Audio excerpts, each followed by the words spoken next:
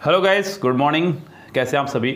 So guys, SSC steno और MTS का exam फ़िलहाल अभी होना है हाल फिलहाल में, लेकिन फ़िलहाल उसके अलावा भी कई सारे एग्ज़ाम्स हमारे एसएससी कंडक्ट कराती है।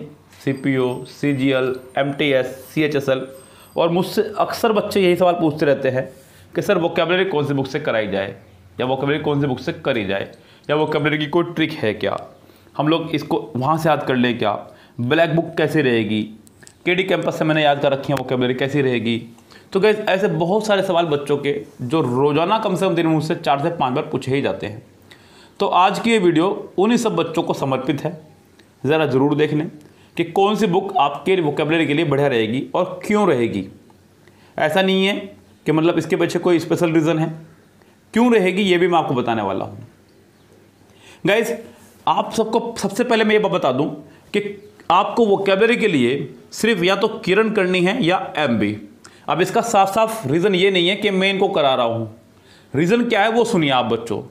एसएससी अपने कंप्लीट एग्ज़ाम को रिवाइज करती है, ध्यान रखें। ऐसा नहीं है कि मतलब पूरा एग्ज़ाम डेट उठा कर रख देगी, लेकिन वो पिछले एग्ज़ाम पेपर में आए हुए क्वेश्चंस को ही उठा करके अपने एग्ज़ाम में सेट करती है। चाहे वो एमटीएस से हो, चाहे सीएचएस से हो, चाहे स्टेनो से हो, चाहे सीजीएल से हो, चाहे सीपीओ से हो, किसी भी एग्ज़ाम के क्वेश्चन को किसी भी एग्ज़ाम में वो सेट कर देती है।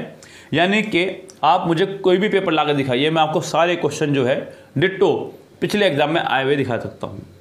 बस क्या होता है गाइस, आप लोग समझते हैं ना, क्या रूल्स रिपीट होते हैं, सेंटेंस का प्रारूप चेंज कर दिया जाता है। राम की जगह शाम कर दिया, शाम की जगह राम कर दिया। इतना सा काम चेंज करने से ही चेंज हो जाता है, वरना तो आप खुद सोचिए गाइस, इतने रूल्स कहाँ से लाएंगे। ग्रामर के रूल्स अगर इतने डेली बनते रहे तो फिर तो पढ़ाने वालों की और पढ़ने वालों की बहुत आफत हो जाएगी। तो गाइस, ये वोकैबुलरी टोटल आपकी रिपीट होती है, ये ध्यान रखें। तो आपके लिए सबसे बेस्ट बुक वोकैबुलरी की किरण और एमबी से ऊपर नहीं है। अब आप मुझसे ज़बरदस्ती ब्लैक बुक या केडी कैंपस पे हाँ करवाते हैं तो फिर आपकी गलती है। आप लोग पूछते हैं कि सर मैंने कर ली है, अब मैं क्या करूँ सर, अब तो मेरे पास समय भी नहीं है, मैं कैसे करूँगा।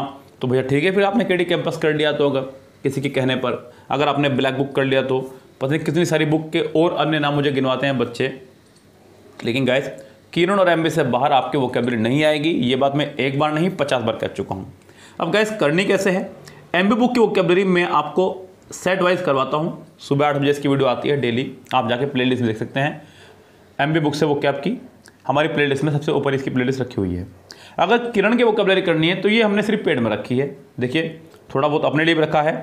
ये आपको पेड में मिल जाएगी 75 रुपीज़ में ईच टॉपिक हमने रखा है इसका। यानी कि 75 में सिनोनिम्स, 75 में एंटोनिम्स, 75 में इडियम्स, इस तरह से हमने इसका कोर्स बनाया है। हालांकि मैंने एमबी बुक से वोकैबुलरी करा दिया, आप चाहे तो वो भी कर सकते हैं, आपको उसकी ज़रूरत भी नहीं है। अगर कोई लेना चाहे, बहुत अच्छी नॉलेज बढ़ाना चाहे, एक बार में सारी करना चाहे तो कर सकता है। लेकिन वोकैबुलरी आपको किरण और एमबी से बाहर नहीं करनी है, किसी अन्य बुक से। इनके अलावा भी अगर कोई बुक आपके पास है तो उससे ही मत करें, बस वही करें जो प्रीवियस एग्जाम्स में आई हुई हैं। इसके अलावा नए की तरफ आप लोग ना बढ़ें।